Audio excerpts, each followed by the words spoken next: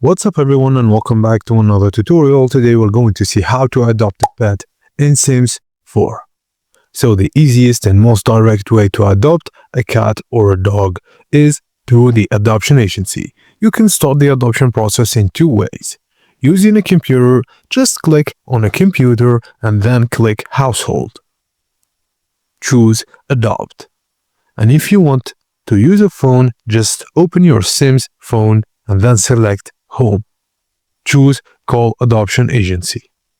Now after selecting adoption, choose whether you want a cat or a dog. Also browse through a list of available pets and select the pet you want to adopt.